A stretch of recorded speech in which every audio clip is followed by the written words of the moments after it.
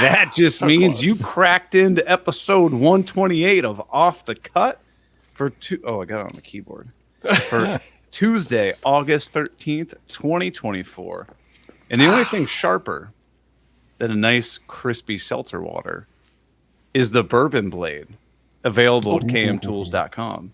That's right. Did you get yours yet? No, not yet. I'm still waiting for mine. I don't even know if they're going to send me out. Because are they just going to send it out in the mail, or are they going to use like the KM Tools platform to do it? I would assume. You want to start with the conspiracy? Yeah, let's do it. I always want to talk conspiracy theories. I don't think we're getting a bourbon blade. Oh. You think we got scammed? Think we got played?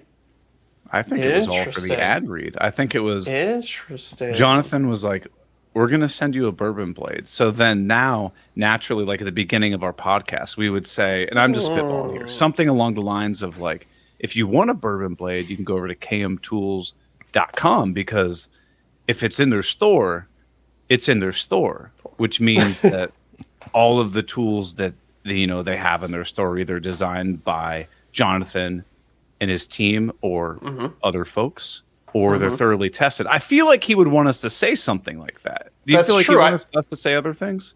Yeah, I think we might be playing into it a little bit right now, but I also think he might want us to say that a portion of every sale goes to the Katz Moses Woodworkers with Disabilities Fund that puts tools in the hands of people who need them. I could see that. So like this was it was almost like a long con. Yeah, totally. You guys are talking about the Godfather of Sawdust. I don't believe this. Yeah. And I think the longest con is that he would actually give away gift cards to our patrons once every month. Really? Ooh. Yeah, I think so. Signing up at patreon.com/offthecutpodcast? I think so. Huh. Well, I might have to head over to kmtools.com and check it out. I might have to as well. We should see if Jonathan wants to do an ad read for the podcast. That'd be fun. Yeah, we'll record him just talking for 90 seconds. Whatever he wants to say, that's what we should do, okay? 90 seconds? Yeah, whatever. You want him to keep it that short. Yeah, 60 seconds, 90 seconds, whatever it is. And we just won't listen to it before we play it. So we'll hear it at the same time the audience does. I think it would be, hey, buddy, welcome to Off the Cut Podcast episode, I don't know, 129. That's my best J-Cast impression. You got one? Who else? Creo. Who else has got one? I'm bad at impressions. I don't even want to attempt it. But it's definitely a hey, buddy. That's his go-to greeting. It's not that there's anything bad with that. No, nice gravelly. Hey, buddy. That's nice. Hey, buddy. Hey, buddy. There you go. Dialing it in. Well, yeah. La la la la la la. Whoever the vocalist do. Well, anyway, before we get into things, we want to give a huge shout out to our returning top tier patrons. We got Joe Welsh, Delaware Valley Workshop, Goblin Spanker, Dan Armendrez, nice. Corey Duvall, Heck yeah, Josh at Sawdust Dust Builds, and depending on if Dadu has ever, in his 20, 30 years of life, ever figured out how to use a debit card from his bank, he may or may not be a patron. But look, the jury's you know out what? on that. I think here's my new conspiracy. He might be playing us the same way Jonathan is, because we say his name every time. Oh, so he he pays 1 month, supports us 1 month, and then cancels for a couple months and just sees if we don't notice it. Yeah, exactly. Yeah. I could see that. If he ever wins the $50 gift cards from our sponsor KM Tools, available to patrons only, I think we just draw a new name. I think so. That's only fair. That's fair. Well, let's get right into it, man. Zach, what have you been up to? Let's hear it. Cut right to it, dude. I went on my houseboating trip this weekend. Oh, that's right. Yeah, tell me about that. You got any good stories? I got some good stories. First one, okay, this is a conspiracy theory / horror story. I'd like to get your take on this. We went for like a big long hike in the woods. So we go to this island. This used to be like a big farm was on this island, but then it was shut down at a certain point and like donated to the government. It became a little bit of a nature preserve. Anyways, big long loop of a hike that you can do on it. We're walking. I'm looking down at the ground. I'm like, what is this thing? It's like, looks like a dirt patch. And then I get a little closer. It's like, oh no, it's a little furry. I get even closer to it. And I realize it's a perfectly clean Hatch. raccoon's head. Just the head of a raccoon. Like a taxidermied raccoon almost? I didn't want to touch it and find out. Like it looked good though. Yeah, like snout. It was like snout to like the back of the head, and it was like just on top of the ground. No gore, no anything nearby. Some bugs, definitely some bugs. So that makes me think it's real. Yeah. But needless to say, the rest of that trip was that hike was a little bit creepy. Wait. You didn't investigate this raccoon head anymore? Well, what investigation is there to do? Like, You could have obviously, performed an entire autopsy on this thing. yeah, I didn't want to touch it. Obviously, I'm far too squeamish for that. I still looked at it pretty good, dude. It looked as if there was a raccoon buried up to just the top of its head, but it was too perfect. It was like clean. It wasn't like it had been buried and then like the water eroded it or something. You didn't touch it. Maybe it was. I don't think so. I think I know what it was. Okay. Somebody buried this raccoon. Yeah. And this was one of these like trip wires, right? So if you would have touched the raccoon, you would have had a wire come and like grab your ankles and rip you up into the trees. Okay, that I like. That's a good theory. Just logical. Yeah. I'm trying to think. Yeah, so anyways, we continued on the rest of our hike, very spooked out after that. And then because the trail was a loop, we had to come back by it as well. Which was it there when you came back? Tell me it was. It was there when we came back. Oh, But yeah, I did think for a little bit that maybe it had disappeared, but then we finally found it. And it was, were you guys like, it's gone, it's gone? Yeah, we kind of were. Because, when you're hiking through the woods, it all starts to blend together at a certain point. So I was like, dude, I think it's around this corner. We go around the corner, wouldn't be there. Like, okay, I think it's around this corner. We did that like 4 or 5 times. It's like, I don't think it's going to be here. I think it's gone. But then we finally, we did find it. Yeah. So do you think, like this, did its position look like natural causes, or does it look like somebody dug and like placed it in there? No, it looked like somebody had cut the head off a raccoon and like put it on the trail to scare people or something. Which is possible. But just such an odd, weird thing to do. I don't know. It definitely didn't look like it was so clean. It didn't look like, a bear had ripped the head off a raccoon and just like taken the body but left the head. It's just like it was perfect. somebody used a 60 tooth blade, not a 24 tooth blade. Yeah, I'm thinking like an 80 tooth blade. Oh, it was clean. Yeah, it was a fine finishing blade. Okay, it was a surgical blade. Yeah. You guys didn't consider eating it for dinner, or was it look past its prime on that front? Yeah, it was a little bit past its prime. I mean, there would have been some bugs for extra protein, but... Have you ever eaten raccoon, any of you guys? No. I haven't had too many... I try and order... If I see something I've never had before on a menu, I will try to order it. Yeah. Like, I've had, like, alligator... Sure. Boar and some bugs and stuff like that. But, yeah, I've never seen raccoon as an option. I have been to a few backwood chili cook-offs that may have had some questionable meat used. So I may have and just don't know it. Let's see. I'm going to look up, is raccoon meat legal? Oh, yeah. I'm pretty sure it is. Yeah. I mean, I don't know if it's like US or FDA certified. Yeah, like people eat squirrel. Okay. Yeah, my friend went camping. My friend's such a weirdo. He went solo camping in the woods for like 2 weeks or something like that. And he just bought a bag of rice with him, and then he hunted squirrels. And that's all he ate for 2 weeks. Squirrel rice medley. Everyone uses exactly. it. Huh. That's wild. So any other good stories? You had the raccoon head? Yeah, when we were docked at the same island, we late at night we were obviously up on the roof of the houseboat, as you do, pounding back a bunch of light beers. Yeah. And we heard, and obviously we're being raucous and playing music and doing all the things you do when you're camping, essentially. Yeah. And we hear the siren sound of another group of nearly identical dudes parked like 300 meters away. So eventually, I know what's happening. Yeah. we start yelling at them. Of course. Of course. And then they say, you guys want to come over? And we went over, and they taught us the most insane drinking game that I have ever experienced in my life. Okay. But don't tell me the name. Okay. Just describe what it is. Describe describe what it is, and I'll try to come up with a name. Okay. So the way it works is you have many cups on a table. On a big folding table, you have many, many cups. Okay. Probably like 30 to 40 red cups. Okay. You start filling them with beer, the same amount as if you were playing beer pong. Sure. Then, again, also like beer pong, you try, 2 people start. You each pull a cup, you drink the beer, and then you try to bounce your ping pong ball into your cup.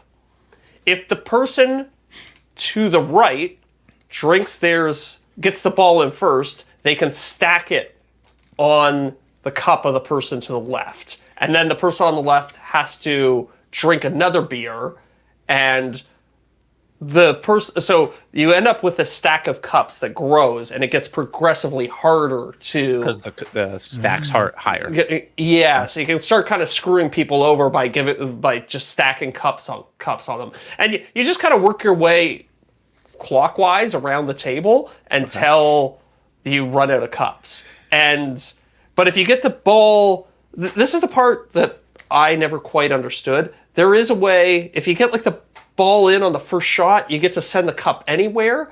So you can kind of screw one person over. These guys called getting somebody in a vortex. Okay. So you can just basically keep stacking cups on the same person and getting them progressively drunker and drunker until they don't know what they're doing anymore. It's a great time. Okay. And I was saying to Joe was in the live chat, was talking about Fireball whiskey. For the last round, we said, okay, guys, we're done for the night. This is our last game.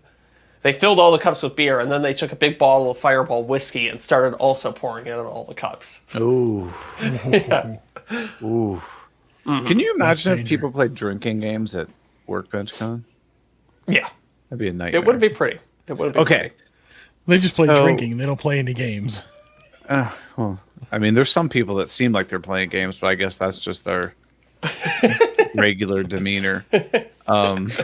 So you bounce a ball, you kind of build up a stack of cups. I think it's going to have the word tower in the name. Okay, interesting. Do you want me to confirm or deny? Any guesses, Deric? Do you have any guesses? Yeah, no, I got nothing. Stack something?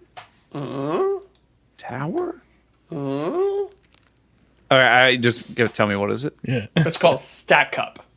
So, ooh. Yeah. Like so stack you're close. Up Stack. and stack cup. Oh, yeah, I never thought about that. Yeah. That's clever. You see, when we get to be our age, those are funny jokes. Mm-hmm. And yeah, these guys were also, they were like 10 years younger than us too, so had fun with that. Made you feel they were calling you a bunch of old men and stuff? No, it was, there's a certain thing that happens to guys once they cross, once you get into your mid-30s, you have to start referring to yourself as old, and you have to start making a bunch of groaning noises when you stand up out of a chair. There's all these small, subtle transformations. So, we're talking to these guys, and my one friend's like, oh my God, we're so much older than you. And it's like, okay, we're like 8 years, 9 years older than these kids. It's not that crazy. Right. But have you also noticed that once you hit, let's say, I don't know, 25-ish? Yeah. I'll hang out with guys who are 10, 20, 30 years older than me, and I don't care, right? Yeah. Yeah, totally.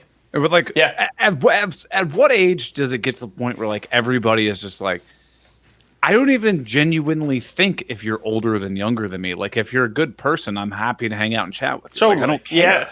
I think it really depends on the context, because in the school system, age is everything. Right. Yeah. Oh, that guy's a freshman. That guy's a senior. It seems big. Yeah, yeah. And then the university, it's okay, people care less in university.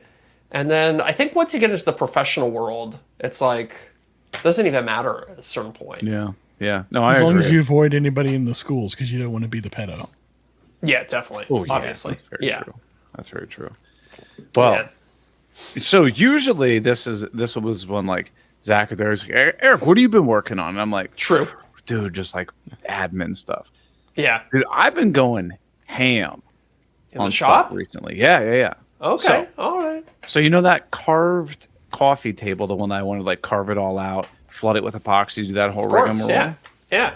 It's a So- second attempt table. Second attempt, the one that I failed miserably on. So on the last carved coffee table that I did tons of really fine details and stuff. And I was like, dude, this is a nightmare to sand. When I go to carve this coffee table, I'm going to do bigger sweeping curves so I can just get that mini Festool Rotex sander in there and like, boom, like Very easy smart. to sand, right? Yeah. So got the table all carved out, looked great, did all the sanding and everything. And then I was like, all right, so I'm first going to seal it with penetrating epoxy. Have you seen that stuff? It's like water thin. Oh, sure. Yeah. It literally looks like you just paint it with epoxy and all just instantly soaks in. Like it's super thin. Or using the Total Boat one? Yeah. Total boat penetrating something. Well, me being somebody that goes, I've used epoxy before. Didn't read the directions, right? Because Of course. again, we're men. We don't read the directions, right? 2-to-1 ratio. Good to go. Oh, so I was smart enough to look at the bottle. I said, oh, they're the same size.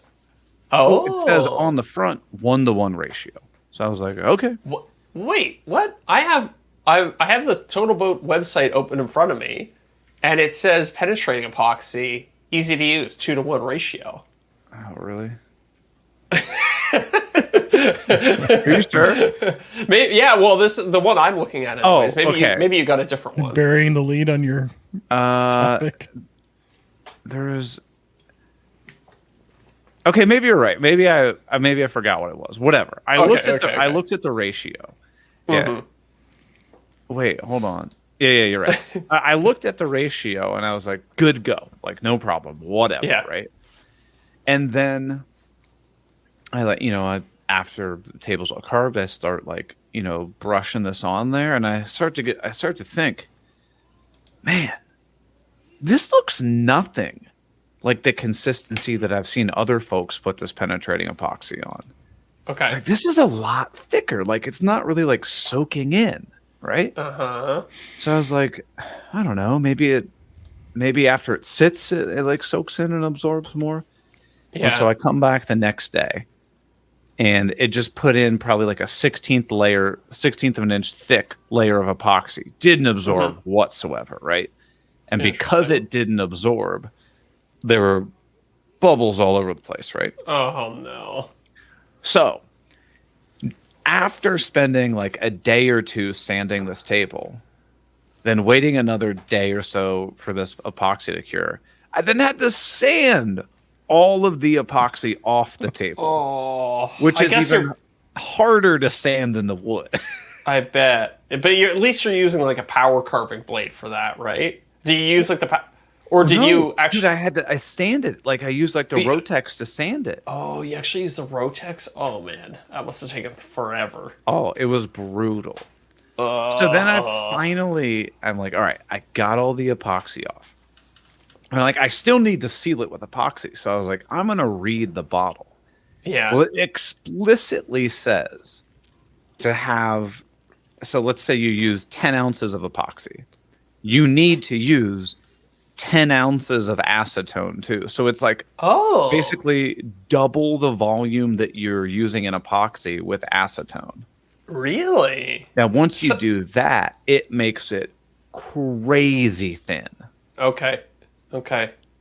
So then I could just paint it on and it just went sucked in like crazy, which is exactly what I was going for, right? Yeah. So Crazy. So that worked great, but it raised the fibers, raised the grain like crazy. So once the first coat was done, I had to go over the whole thing with 220 or something just to knock it all down. Put another coat of that penetrating epoxy down. And I was like, good to go. We're good here.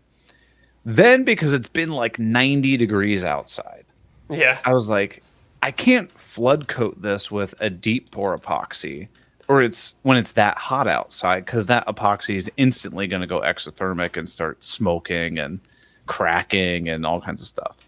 So I bring the table inside in the apartment, and I built this like melamine form that's, for lack of better terms, like a placemat or like a bib or like a like a tray to hold this whole thing. Mix up all the epoxy, it's like 2-3 gallons, whatever. Pour it on top, and I was like, this is great, it's working great. And as it starts to sit there, I go, it's all going to one side. Uh-oh. And then I realized I'm a dumbass and didn't bother to check if my floor was level. Oh. Okay. So I'm like, I can't do anything about it, right? So I was like, I have to just let this part cure. And then once it cures, I guess scuff sand it. Yeah. So that happened. But of course, like, you got to wait 3 to 4 days, right? Couldn't you can touch it. Could you have shimmed it? I could have, but I like the epoxy had basically already like fallen off the edge. Oh yeah. Because I basically true. poured it on top and then just let it kind of like spill out, spill over. Yeah. I mean, I wasted gallons of epoxy. So Oh man. I let it fully cure. And then I go back outside because I'm not sanding inside of my apartment. Like, I'm not a moron. Scuff it all up. Then I like get it all shimmed up, all level. But this time the temperature had changed, so it was like 70 outside. So I was like, okay, I can do it outside. Yeah. So I shim it up again, get it all situated. It's like perfectly level. Flood coat it again. This time it is way, way, way closer, but still, I'm like, there's some like low spots. Yeah. So I have to wait a couple more days, and then scuff sand it again. Then I pour another layer on it, and I'm like, thank God, it's done. So like the top looks fine. But here's the thing. All during this whole process, I'm looking at the table going, you can barely tell that I even power carved the top of this table, because the way I carved it, it's so big and like easy going that it doesn't create enough contrast. Like, the grain of the wood looks wild. But what you really need to do is make all these carves like super, super tight and very like distinct. So like, dude, you can't even like really tell much that it's carved. Oh no. But I think this will go with a good story, because it's like, I'm trying again, and I'm like, I'm going to try this table again. You know, like, I think that'll be part of the story. I'll be like, oh no. Right? Stay tuned for part 3. Right. And what's even worse now is, obviously after you do all the carving and stuff like that, it naturally, the wood warps a little bit. Yes. So once the top layer of epoxy is completely cured, completely solid, obviously that'll be flat, right? Because it's just used gravity, that flood coat. I then have to flip this thing over and use a router sled to basically shave the bottom off, after I already know the table looks like hell. Yeah. What about if you didn't? What about if you just? Could you just router in where the legs are going to go? I definitely could. I could, and then just let the bottom be a little. I definitely could. At this point, I mean, I might save a little time. Yeah. Yeah. But I'm gonna get raked over the coals on this one in the comments. Oh, that sucks, man. But I mean, hey, it's more. What? Yeah, I'm trying to think like how you could format this video as best as possible, right? Because you could basically like take all the mistakes you made in the first one and be like, I'm not gonna do those in this one. Right. And then like slowly start introducing the new mistakes that ended up getting made. Right. Yeah. It's definitely gonna be like well, last time I did this time I did. It's gonna be some flashbacks, right? Yeah. I think that'll keep it interesting, kind of like jumping forward, jumping back. I think it'll keep it interesting.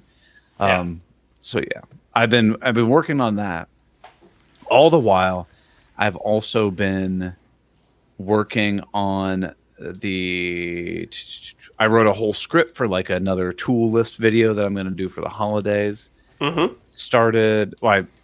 script's done, but then I haven't filmed it yet. Yeah. Then we talked about how I'm going to do that, like I'm moving out of my shop video and like things I learned and whatnot. I basically filmed the whole first half of that. So that's all good to go. And then I haven't even told you guys. That kind of was interesting. I started filming that video thinking, I might as well just get it done and get it out of the way, right? Well, we started looking for houses like 2-3 weeks ago. Went, checked out a couple. We're like, oh, we're going to put an offer in. And then they're like, oh, this one's going for like way over asking. So we're like, okay, that's out of our budget. Oh, did they do that annoying thing in Ohio that they've been doing here where they like price it low intentionally to try and get a bidding war going? Like if you go in and offer them what their asking price is, they laugh in your face. Right. Right. So like we were like, oh, we put an offer in and our agent's like, they have 36 offers. Whoa. And this house is probably going to go for 30% over asking. Jeez. Like, what the fuck? Right. So then we're like, we're bummed. Keep checking out other houses. We find someone, we're like, oh my God, like we're so interested in this. We want to go check it out. We like call our agent. She's like, yeah, for sure. Like I'm going to call the listing agent. Calls the listing agent and they're like, yeah, we can get you in at 1:00 this afternoon. So then my seller's agent is like, great. I was like, we'll meet you guys there at 1:00. 15 minutes later, she calls back and she goes, the listing agent forgot that she actually sold that house yesterday. Oh my God. We had that happen to us 3 times. Oh, okay. You know what? Conspiracy theory time. You ready for this? They wanted to see if somebody would offer more than someone else offered. Yeah.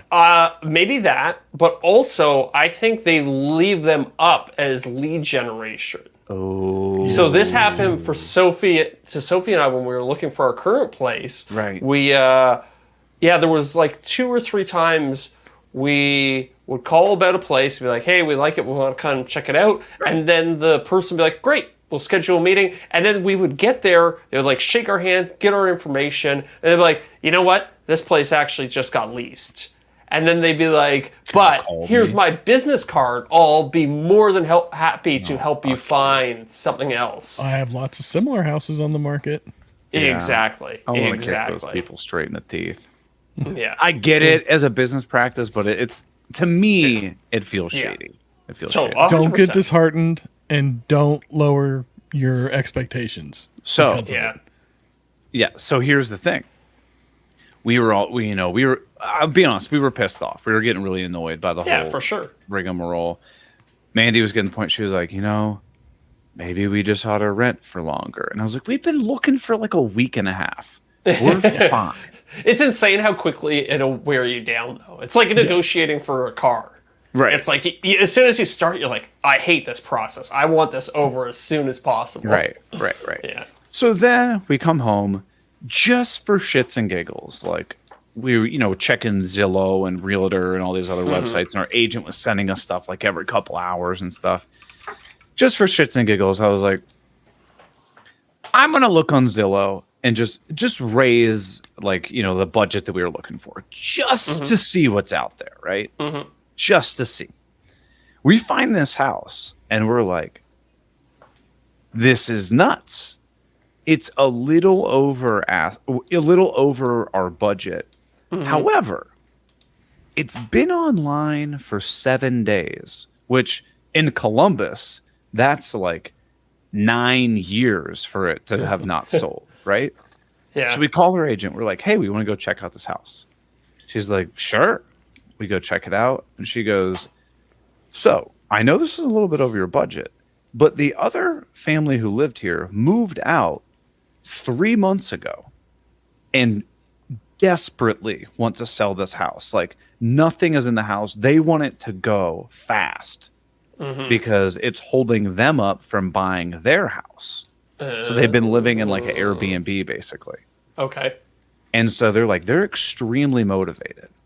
So we put in an offer on this house for way under asking price, and they accepted it. Oh, nice, man! Wow. Congrats. Yeah, That's dude. awesome.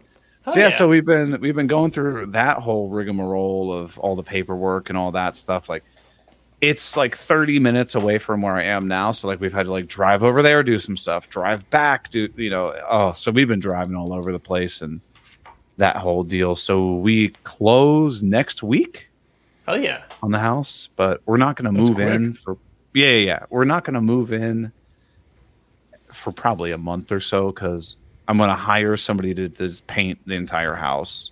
And then I'll finally have a shop, a 2-car garage shop. Nice. Perfect. And only bummer is the current breaker panel is completely maxed out. So I'm going to have to pay an electrician to come and put a sub panel in. Do you have any idea how much that'll cost me? Like $5,000?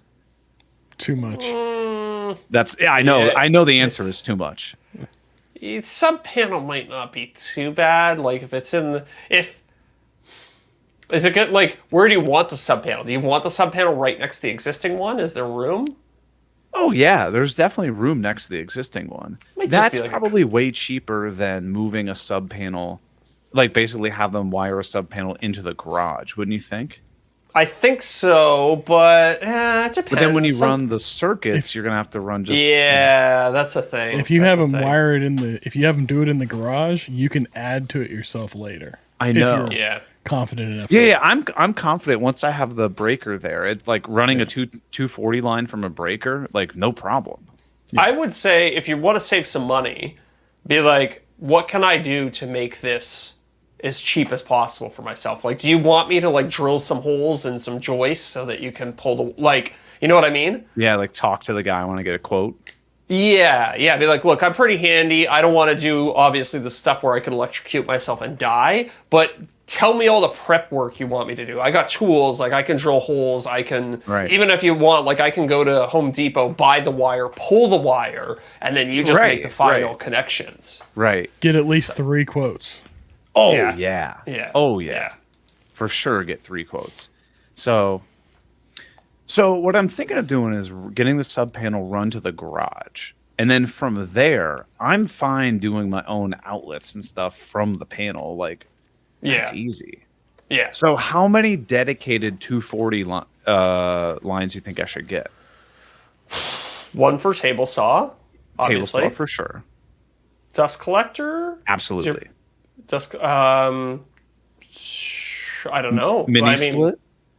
Yeah, mini split, true, good If you point. want to do one, yeah. Trying to future proof it, right? Yeah. Bandsaw was a 240, but you could potentially Yeah. put the table saw and bandsaw in the same one, right? Because You're wouldn't never be going to using use the both run at the them same down. time. Yeah. He Trying to thinking think what else. I mean, they're definitely like how crazy do you want to get? Do you want to get a really big jointer? You want to get a really big planer? You want to get a... See, But again, you're not going to run them all at the same time. right? So True, you could have them true. all wired on the same circuit because you're not going to run it on the same time. But, devil's advocate, if you're already running lines, like, it might be nice to just have, like, 4 or 5 outlets around that That's are what all... I'm thinking. Yeah. And I guess it doesn't. What's the additional cost to put it on a separate circuit? What, the $75 breaker that you put in there? Like, Exactly, right? So, it you're gonna really be- doesn't cost you more money to have it all on dedicated lines. yeah, exactly. Would you put all the lighting on one dedicated circuit? If you're going to do LED, I mean, if it's a 2-car garage, yeah, you could definitely do all the lighting on one circuit. Right. Especially because then when you power up a tool, it's less chance of it flickering and stuff. Yeah. True. Yeah. You put it on its own isolated circuit. So yeah, that's going on. So we got to get a quote for the electrician. Yeah. Get a quote for painting the whole place because, dude, I'm not Yeah. repainting an entire house. Yeah. no yeah, way. That sucks. No way. Oh, you got that nice drill sprayer thing. You can't do the whole house with that? Those Do things people are- use airless sprayers inside, or do people just roll? Oh, it? yeah. No, people will spray inside a house. Yeah. It's kind of more of like a high-end thing. Dude, you just... All the time that you save, though, you just have to spend prepping and masking things off. Yeah. Yeah, that's true. That's true. I think unless you're doing... Then you spray in like 5 minutes and you're done.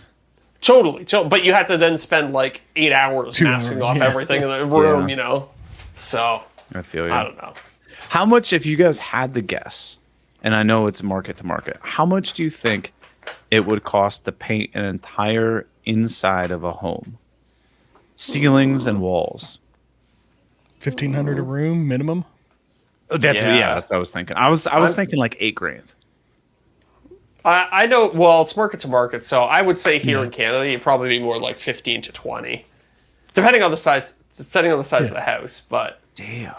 But if you're Yeah, doing I mean, it all look- at once, it's going to be cheaper than going and doing them room by room. Right. for sure. But like, do you want to And repaint? if you don't have anything in the house. True, that helps as well. But do you want like what about trim, like staircases, Yeah. doors? Yeah. So that's Yeah. what we're thinking, because we're gonna redo the trim and the flooring and the doors and everything like that. So, do you just have the trim look like shit for the first little bit that you live there, or Yeah. do you pay the guy to be like, hey, will you just slap some paint on it? That's I mean, what I'm gonna pay for it. Honestly, if I were you, I wouldn't. If you know you're going to be replacing the trim and everything within 1 to 2 years, I'd strongly think about just not painting. Oh, okay. Because But- when you pull the trim, you are going to do damage. Oh yeah, for sure. And then you're gonna have to do plaster touch-ups everywhere in order to fix the damage, and then you're basically gonna have to repaint again.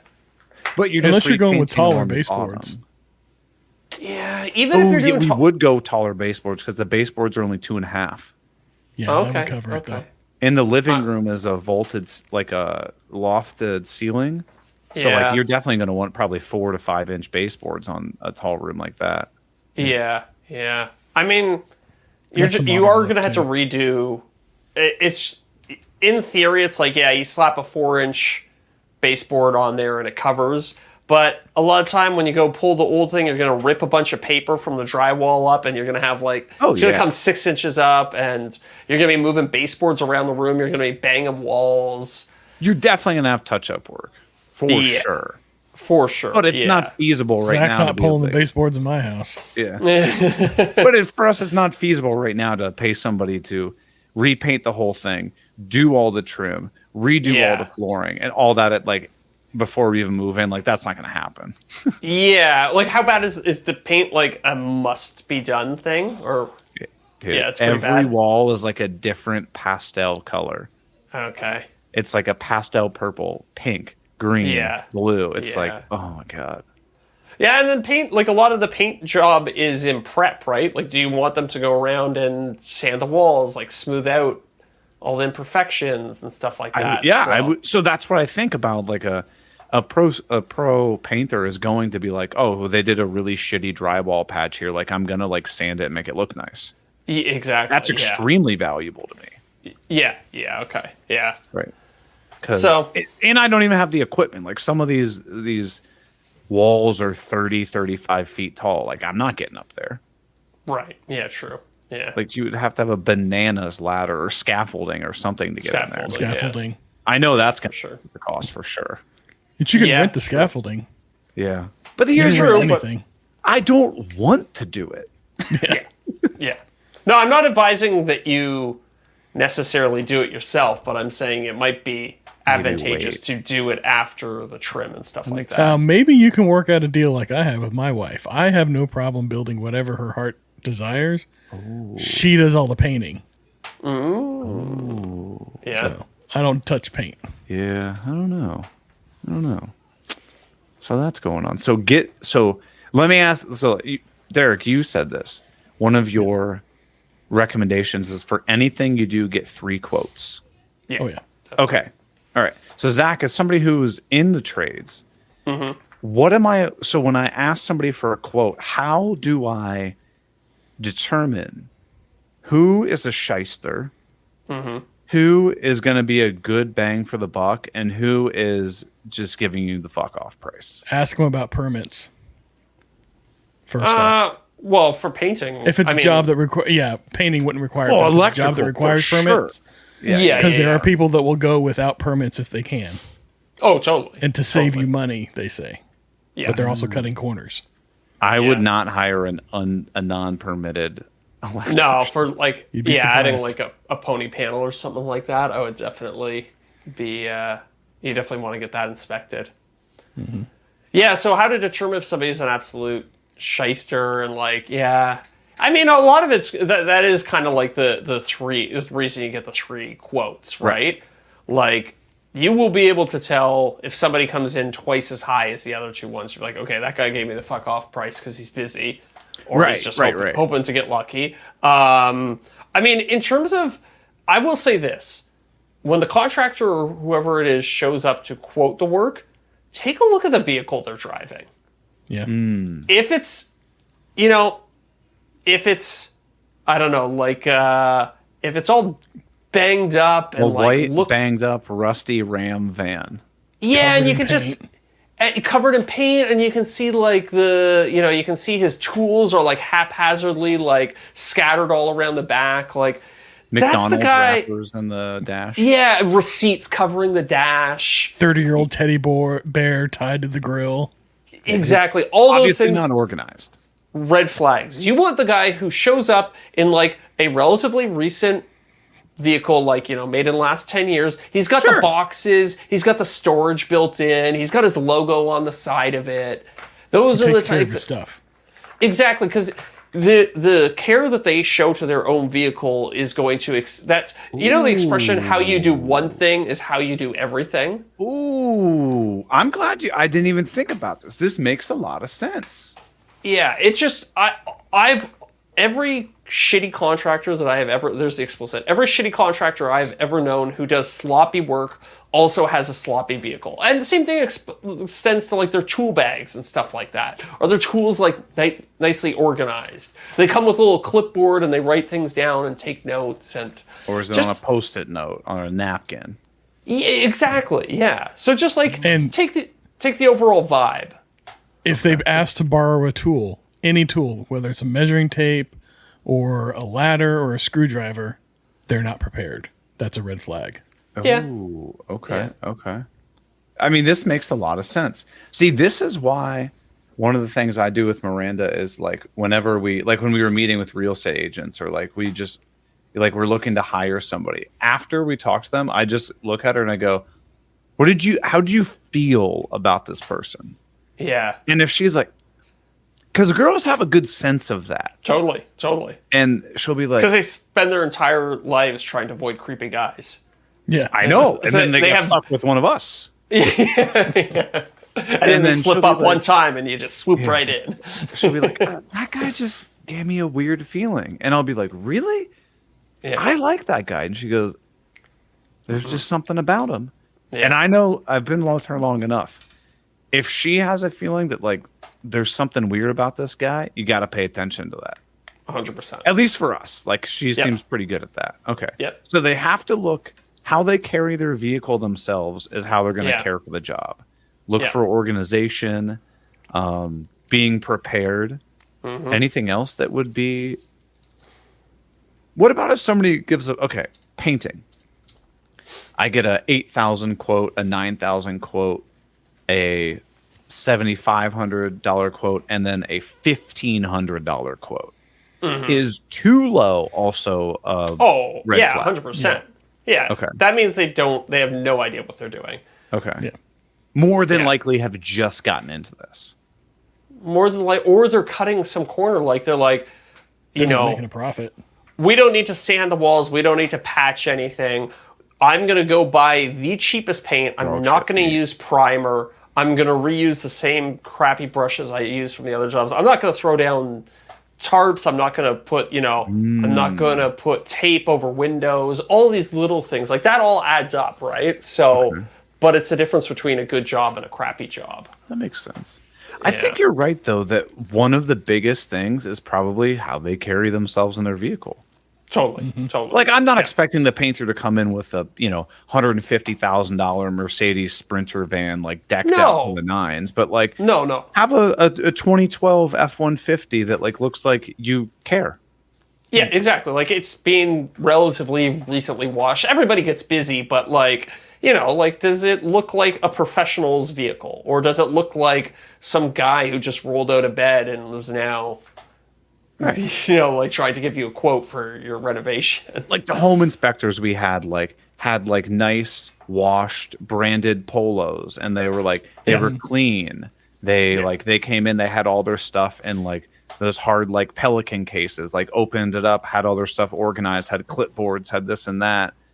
And I was like, okay, these guys clearly know what they're doing. Yeah. It's not just Bill and his cousin Bill. Exactly. What form of payment do they accept as well? True. Okay, tell me more about this. Tell me more.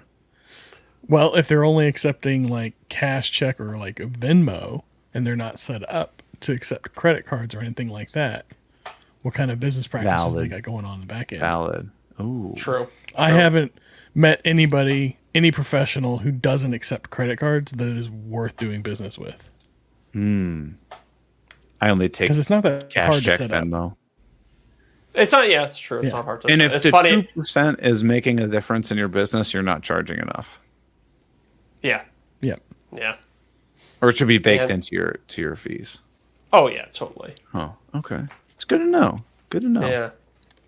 This house has solar panels on it too that are paid off. Like when we were visiting, I was like, I'm not taking on that loan. Yeah. And what did the 100%. and the inspect? The inspector said they're like 2 or 3 years old. Oh wow. Okay. They're wired directly to the breaker. Okay. No leaking. Like everything functions perfectly. And the seller said that their average electricity bill is $25 a month. Wow. Cool. I was like, all right. So cool. the solar, Heck the yeah. panels are 2 or 3 years old. How old is the roof underneath of it? The roof was done at the same time. Oh, nice. Okay. So they replaced the roof and then put the solar panels on. Yeah. Yeah. You don't want brand new solar panels on a 15-year-old roof. No, I mean, would they even do that? I feel never like the solar know. panel company would be like, "Yo, we're gonna get called back on this if your roof But already the fails." the problem is so many of these solar companies just roll like like municipal Texas. grant programs and stuff like that. No. So a lot of them will be like, you don't even have to pay anything. We'll handle it all for you. And then they get like loans from the government to install them. And at a certain point, they're just trying to slap up as many solar panels as they can. And they literally don't care about anything else. So And I don't know what the responsible for the incentive roof Be at on all. their own. Exactly. I don't know what the incentive structures are like in Columbus, but that is a possibility depending on your market. I don't think it'll affect me since it's already on the home. Like, I don't think I'll really get any kickback for it. I might get some tax stuff, maybe. I don't know. Yeah, interesting. So you No, have but to I pay just electric mean bill. like, yeah. They just don't, they often don't care about the underlying structure of the roof. So that's the only thing. But if it was done at the same time, then you should be golden. Yeah, that's what I was thinking. I'd study up on solar panels so you know how to take care of them. Oh, I know. I know. Yeah. Like, do I have to like get up there and like wash them? Like, Yeah, you might have I to don't hose know. them down, brush them do. off, probably. Yeah. I would assume you would, right? Yeah. Like you would yeah, your yeah. windows on the outside of your house. I think every like 6 months or so you have to do it Right. to keep them Right. up to 100%. yeah. So all that to be said, that's why I'm going so hard on things right now, because I know like Yeah. moving in, like getting things painted, it's going to be a process. Like, It's some serious downtime. right. And Yeah. the first video that I want to do of like being in the new shop is like the whole like moving the shop video thing, right? That's going to require me to insulate the garage, throw drywall, or insulate the garage, throw a vapor barrier up, drywall, putting mini split in, but then you also have to run the electrical and stuff. Like, I'm gonna have some downtime for sure. Of Yeah. of Yeah. Oh, before dude. I'm actually running in there. Yeah, I had to take essentially like a month off just around the move. Oh, just yeah. even to like unboxing everything, putting it where it goes, and dealing Right. with I don't know, all changing your address, changing your driver's license, all of those little things. Oh, I didn't even You don't think wanna- about that. You don't want Yeah. to deal with deadlines and a new house at the same time. New house Getting will your take new you- getting your new internet connection set up. You're like, oh, I can't upload this video because like the guy hasn't been here to connect the internet. Yeah. So. Yeah, you want to schedule that out because they may be busy the day you want them to do it. So I'd get on schedule true. that as soon as you Yeah, get Very signed. true. I know. As soon as we close, I feel like we're gonna be like, all right, painters and electricians, you guys are all gonna come on the same day and just back to back to back to back to back to back quote appointment. Yeah. Yeah. And We'll be Shit, I there don't between care. 8 a.m. and 8 p.m. come at the same time. bid against each other. I don't care. Well, you think, as a contractor, would that piss you off, Zach? If you showed up and you know, Doug's renovation was there too. For me, it would, because doing the custom home stuff, it's like preparing a quote is like 2 weeks worth of work. Right. So if you have somebody who's like, you're bidding against multiple contracts, I don't know. It's like, yeah. You'd probably be like, I'm not even going to bother. Yeah, because it's like, would you invest like 2 weeks worth of work on a 30% chance of getting a job? Right. No. Yeah. So, but for like painting and stuff like that, like a good painter can like walk through a house and be like, yeah, that'll take me 5 hours. That'll take me, okay. Like, here you go. How long do you think it would take a painter to paint an entire home? So, Depends how big empty. I bet they could do it in a day or two. Yeah. They might have a team too. They might have like a couple folks with them. I think, yeah, if you get a decent team, if you get 3 or 4 people in there, they're probably bang it out in 2 days. But again, it depends, like, how much patching are they doing? How much sanding are they doing, right? Like, that's true. How much prep work's involved?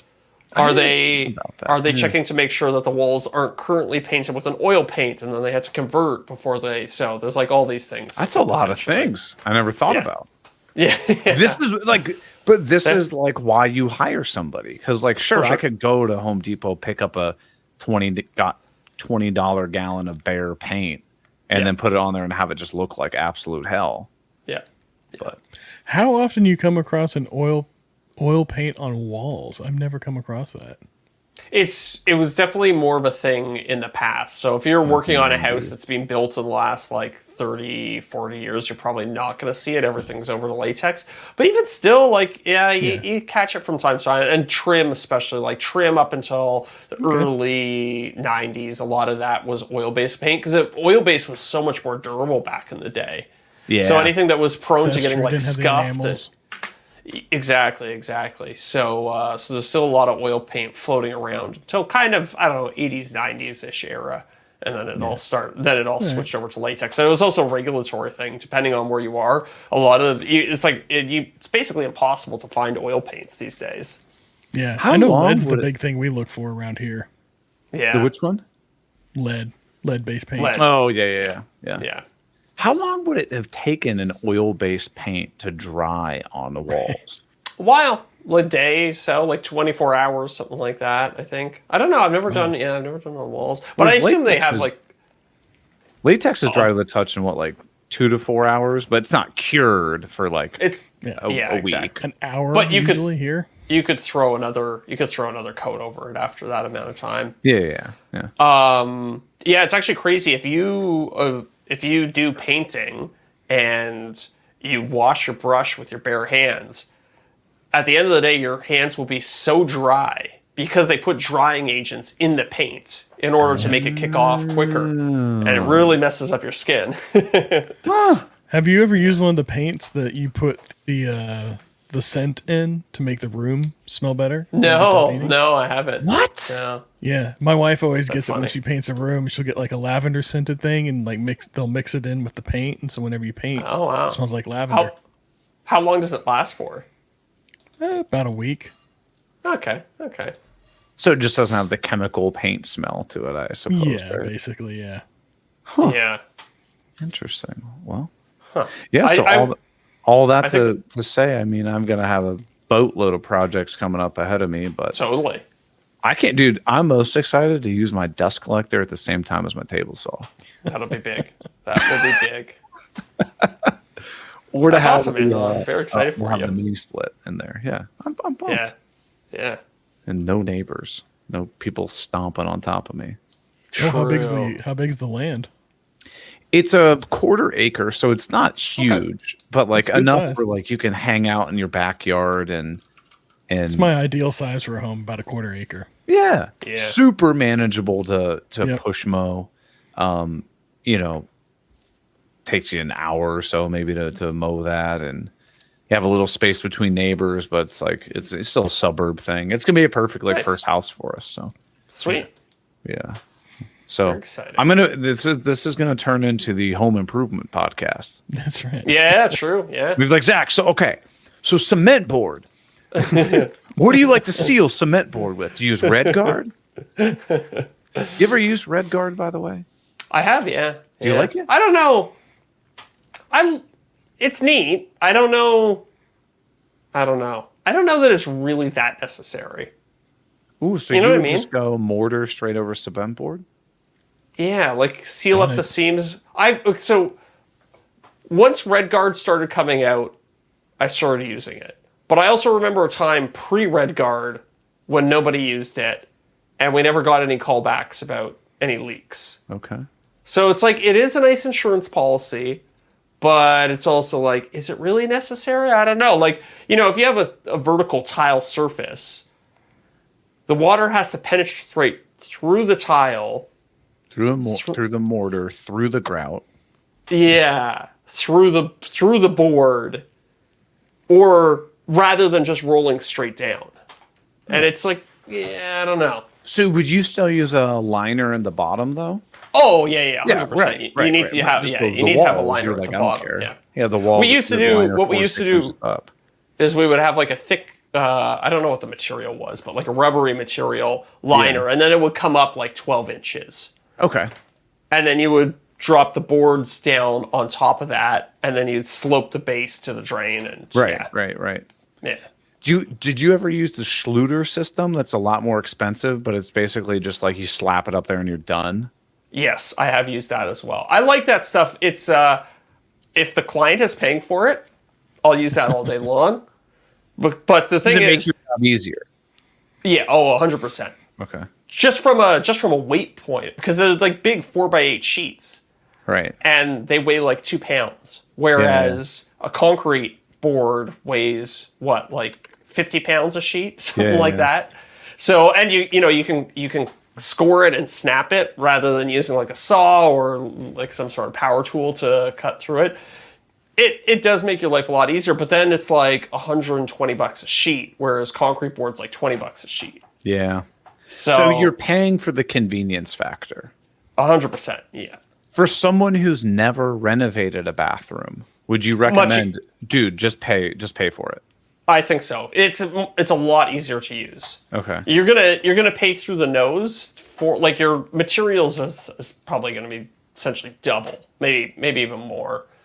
But it's more of a foolproof system. It's easier to use, so you're less likely to have an issue as a DIYer. I think it would, and it'd probably be a more enjoyable experience, just because it would be simpler. 100%. Less busted knuckles, like less strained muscles, Because I've seen so many people on YouTube use it. I'm like, what's this bright orange stuff? I was like, this looks pretty nice, pretty easy. Yeah. And the nice thing about Schluter, too, is it's a whole system, right? Yeah. So if you want to get like a prefabricated niche that you can just slide into your wall, they got one. If you need like a corner molding or something like that, they got it. They have shower pans that are prefabricated, so you don't have to like cast it in concrete yourself. And stuff like that. Exactly. They have drains that click into their shower pans, so it's like it's all kind of well thought out. And is that Lowe's, Home Depot, or do I have to order it online? I usually get it at Lowe's. I think Home Depot has some sort of competitor though. Maybe they have Schluter. Let's see. And then, while you're looking that up, last question for trim. Mm-hmm. Gonna do just like MDF trim and just like square, like the new like modern look, not like a routed profile or whatever. Yeah. Is it worth it to buy the 12-foot sticks that are already cut and primed versus trying to cut your own MDF and prime your stuff yourself? You talking about baseboard trim? Yeah. Don't like you're trying. Yeah, I would advise against that, especially with a pet, because if they get wet, it just goes. Whoosh, and all their baseboards are like that. Wood or use the PVC? Wood or PVC, yeah.